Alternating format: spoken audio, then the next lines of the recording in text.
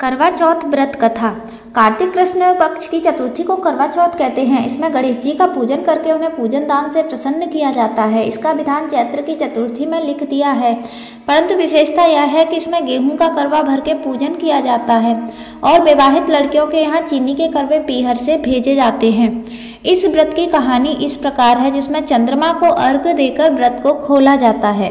एक साहूकार के 7 पुत्र और 1 पुत्री थी। सेठानी सहित उसकी 7 बहुओं और पुत्री ने करवा चौथ व्रत रखा था।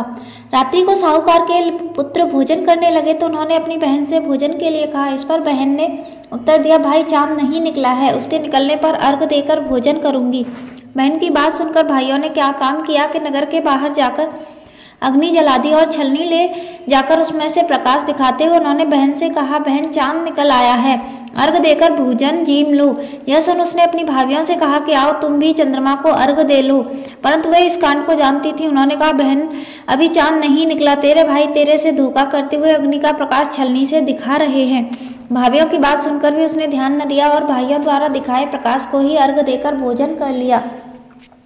इस प्रकार व्रत भंग करने से गणेश जी उस पर अप्रसन्न हो गए। इसके बाद उसका पति सख्त बीमार हो गया और जो कुछ घर में था उसकी बीमारी में लग गया। जब उसे अपने किए हुए दोषों को पता लगा तो उसने पश्चाताप किया। गणेश जी की प्रार्थना करते हुए विधि विधान से पुनः चतुर्थी का व्रत करना आरंभ किया। श्रद्धानुसार सबका आदर करते हुए सबसे आशीर्वाद ग्रहण करने में ही मन लगा लिया। इस प्रकार उसके श्रद्धा भक्ति सहित कर्म को देखकर भगवान गणेश उस पर प्रसन्न हो गए और उसके पति को जीवन दान देकर उसे आरोग्य करने के पश्चात धन संपत्ति से युक्त कर दिया।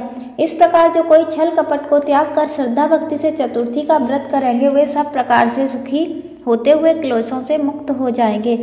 करवा चौथ का बायना, पूजन और बधाइयों। इस दिन व्रत करके पटरे पर जल का 1 लोटा भरकर रख लें। फिर बयाना काटते हुए खाड़ की मिट्टी का करवा लें और उसमें गेहूं भर दें और ढक्कन में चीनी भर लें। उस पर 1 रुपया रख लो। रोली, चावल, गुड़ आदि से श्री गणेश जी का पूजन करें। इससे पहले करवे पर रोली से सतिया काटकर 13 बिंदी लगाएं। फिर 13 गेहूं के दाने हाथ में लेकर कहानी सुने। कहानी सुनने के बाद करवे पर हाथ फेरकर अपनी सास के पैरों में पड़कर वो करवा अपनी सास को दे दें। इसके बाद 13 दाने गेहूं के और पानी का लोटा अलग रख लें और रात्रि को जब चंद्रमा निकल आए तो चंद्रमा को अर्घ्य देकर भोजन कर लें।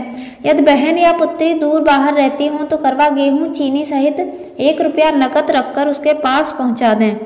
बधाइयों।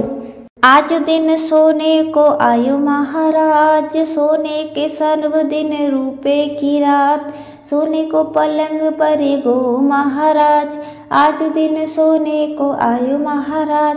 पहलो बधायो ससुर घर आयो, सासुली ने लियो भर गोद महाराज, आज दिन सोने को आयो महाराज। जय हो करवा चौथ माता।